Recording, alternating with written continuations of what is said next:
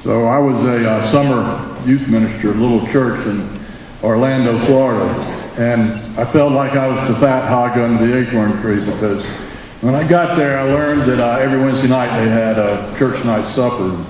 I was young and growing. I believed in 4 square meals a day at that time.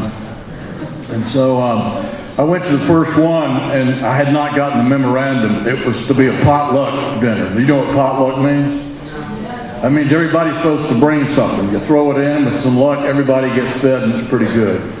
I didn't know I was supposed to bring something. I came empty-handed. It didn't matter. I got fed.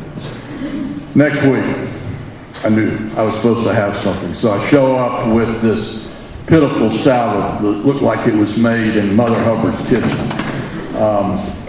Third week, I brought my finest offering of all. It was a jar of Planters peanuts, glass jar. And when I walked in, one of the women acted like I had brought a Thanksgiving turkey, and she came and she said, "Oh, thank you so much. Here, let me take that and put it in a glass bowl." And then she walked in the back of the kitchen and she brought out the biggest plate I've ever seen. She said, "The plates out there are too small for you." I mean, this plate looked like it had sideboards on it. And I walked out there and I loaded up cream corn and bean casserole and mashed potatoes and gravy and slices of country ham and roast beef. Do you get the picture? I came like a pauper, and I ate like a king. And that's nothing about those meals did I earn or deserve. The reason I want to tell you this is to honor the Apostle Paul. You've been hearing a lot. He loved those kind of stories. Grace is a gift. He loved to talk about grace. Grace upon grace. Romans, Ephesians, wherever you read about him. Grace all the way up and grace all the way down. And he said, you even talked about joy this weekend. He said, this whole movement you and I are part of, this adventure, it all starts with the joyful gift. Paul said, if you and I don't start there, every station we're going to go to will be the wrong station. And he knew that. So where else could you start? Now, let me say a word about starting with gift. I mean, there's power in that. I bet when you were younger and you got ready to go to school in your morning, your mom and dad didn't step up and say, well, it's another day out there. I hope you got your attitude together. I hope you got your game face on. You go out there and see what you can do. If you come back and we've heard you've had a good day, you just might get a hug. Now they launched you in the morning with an embrace. They said, we love you, go get him. Attaboy, attagirl. And that's what Paul was saying. It all starts with the morning embrace that comes from Jesus Christ. Where else could we start? Oh, when he was younger, before he became a Christian. He thought it all started with this ladder. It wasn't a gift. It was a ladder of demand. And you better get it right. Get a good, clean scorecard, and you can go one more step up. Get another clean scorecard, one more step up. And that became a really slippery ladder. 3 up, 2 down, 4 up, 3 down. He said, look, on my best days, this is what I found out. The good things I wanted to do, I didn't always get around to doing. The things that I sometimes didn't want to do, that's what I managed to do. He said, if we start there, there's going to be no joy. You might as well just shut it all down. No, he said. We're saved. We're changed by faith in the grace of Jesus Christ. In Ephesians, he gets carried away. He says, I fall on my knees. I'm down on my knees in joy because I have just been trying to comprehend the height, the breadth, the depth, the length, the grace and love of Christ. Here's a troubling question, though. I mean, if our whole movement starts like that, how come so many Christians look like they just sucked on a lemon, okay? You know, look, even the best among us, we can get it wrong. We can miss the joy. I think for some people, it's just this whole grace thing, it's just a little bit too good news, you know? I know some people, they're not bad people, they just kind of gravitate to bad news. Hey, how you doing? Well, I'm doing okay. Well, what you been? Well, I went to the doctor. I got my physical. Everything went good? Well, kind of. What do you mean kind of? Was your EKG all right? Yeah, EKG. Blood work? Yeah, that was okay. Well, man, this sounds really good. I said, no, you know, it's flu season. And I'm going to probably get it, and you will too. Look, that's where somebody's coming from. Paul comes along talking about it all beginning, his glad gospel, a gift. You may not be hearing it. But I was thinking about some of you, your age. You know what's going to get in the way of starting with the gift? When I was 15 or 16, there were sometimes I thought, hey, all right, some people may need something like that, but I'm doing pretty well on my own. A lot of you are doing really well. I know something about you. You get up early, you go to school, you show up, you do your homework, you're getting pretty good grades, you go out on the playing field, you go to the gym, you're succeeding. Say, I'm doing pretty well on my own, thank you. Man, we're young, we want to be competent, we want to be productive. Do we really need something that we can't do for ourselves? Good news for me is every time I get up on that high horse of self-sufficiency, something comes along that kind of knocks me off, that tells me how much I need gift and how much I need grace. This is something happened to me not too long ago. I woke up in the morning, I was feeling really good about my place in the universe. I was feeling very confident because I had a good idea. I was a part of this men's group in the morning, and I thought, you know, we come in there and we sip on a little bit of coffee and nobody looks real inspired. I'm going to go by Patton Avenue, the Dunkin' Donut Factory. You know, not Dunkin', you know, it's Krispy Kreme. Nothing better than Krispy Kreme donuts that just come off the press. So I walk in, all these donuts just coming off, they're steeping hot. I get a nice dozen box. I walk up and I plop it there on the counter, and the woman is very friendly. She says, how you doing? I'm doing okay. She said, that'll be $7.61. Uh-oh, I reached my back pocket. No, nobody was home. There was no wallet. I knew where the wallet was. It was back at home in the pants that I'd worn the day before. There were a couple of people behind me. I leaned forward and I said, look, this is kind of embarrassing. I don't have any money with me. Could I give you a little bit of ID? And I'll come back later in the morning. She says, no, I don't think we're going to be able to do that. And I said, that's okay. Could I just leave the... No, she said, you're going to take them with you. I said, oh, I can't do that. She says, yes, you can. No, I can't. She said, yes, you can. And then you know what she said? Stuck with me.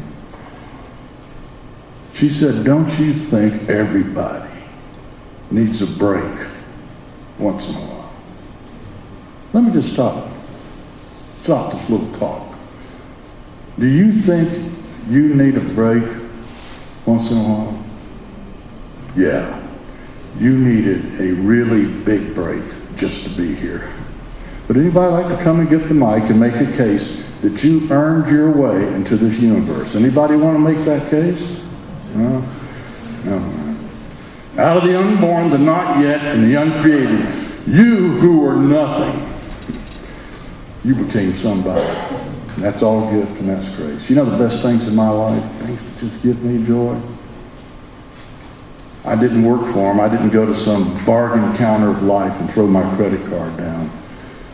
You can't pay for them. A good night's sleep, good dreams, taste of strawberry and ice cream, a good friend, loving somebody, having somebody love you. All gift, all grace. And if you and I can't see those things as gift and grace, what are we going to do with the inexpressible gift of Jesus Christ, who came from love and remained love, and poured out his love and stretched it out on a Roman gibbet without looking back? My goodness. We all need a break, and we get a break. The biggest break of all.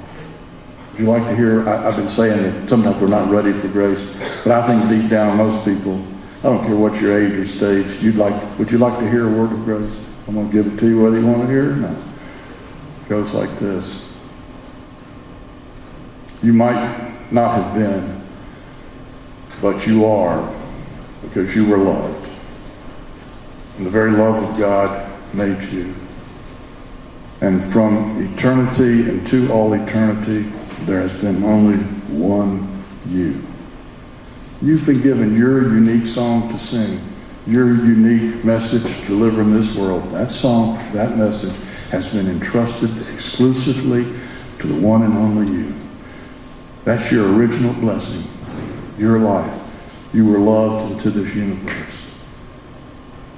As we live in this universe, because the image of God was pressed into us so deeply, we have this thing called freedom. And like Paul, we can choose to live our lives the way we want to. Sometimes we get it right and sometimes we get it wrong. And on my best days, sometimes I choose something less than God. I choose something less than life. But this is what grace is, the grace in Jesus Christ. God's going to keep coming after us. God's going to keep coming after us. No matter how dark or convoluted your path may be, the cords of that love can never be severed. On your worst day,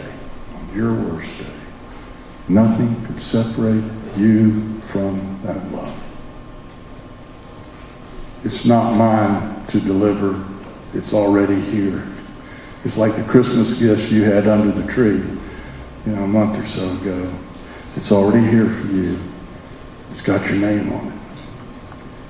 It's the grace of God in Jesus Christ. There's nothing, I want you to hear this, there's nothing you have to do. There's nothing you have to do. But like any gift, there it is. You got to reach out and receive it. I hope you're kind of getting the gist of this. One reason we're people of joy, it all starts as a gift. It's on the house. Just like that meal I had. And it was more than enough to go around. Didn't earn it to deserve it, but there it was. Now some people, they hear this message that I'm giving tonight, they get a little bit worried. They say, wait a minute. You better not say these things too openly or too loudly. If you do, how are you ever going to get a middle school kid or a senior high person to go on a mission trip, right? I mean, if there's no ladder, if there's no scorecard, if it all begins at gift, how are you going to get somebody to go and inconvenience themselves working in the heat of the day, building a deck for somebody you've never met before? How are you going to get some young people to go and stretch their relational boundaries? Don't worry about that. Don't worry about it. Because here's what happens. There's no more powerful, motivating factor in life than a human being who's living under the grip of the grace of God. Why do young people like you, why did you get in a van last summer and go to those places? Because you didn't want the giving to stop with you. You wanted to experience the joy of passing the gift on. How about some of the people that showed this weekend? If we have this message of grace, are we really going to get any college kids to give up their weekend and drive away? And how about these adults that have been putting up with you, making noise all night, and they're losing sleep all weekend? Why would they want to come? You see, because they can't help but do that. And they've discovered the second work of joy as a Christian. When you partner with God, there's all these things that get added in the margin. You find yourself being a part of something larger than yourself. The purpose, the meaning of that. This is what I found in my life. The grace of God. Once I receive it, not just here. Longest journey in the world. From here to here. Once I get it here, wow. It moves me. It motivates me. It guides me. Here was a moment. I think I was probably 13 or 14. And my dad came to me, and whenever my dad used the name Robert, I knew, hey, this is going to be kind of serious. He wasn't mad, but I knew he had something in mind. He said, Robert, your mom doesn't like to go down the basement, so I've been down there doing some secret work. I said, what's that, Dad? You know how she's always been talking about wanting those window boxes that she could put in the front of the house and put some of the flowers? Yeah, I said, yeah, window boxes. Yeah, Dad. He said, come with me down the basement. Went down there, and he had this old sheet covered him up. He rolled it back, and Dad had done some good work, made 3 handcrafted window boxes. But then I looked over in the corner. Then I knew where this conversation was going. I could see the paint brushes and the paint cans. And Dad said, son, I'm getting ready to go to Baltimore. And I didn't have time to finish the paint the boxes.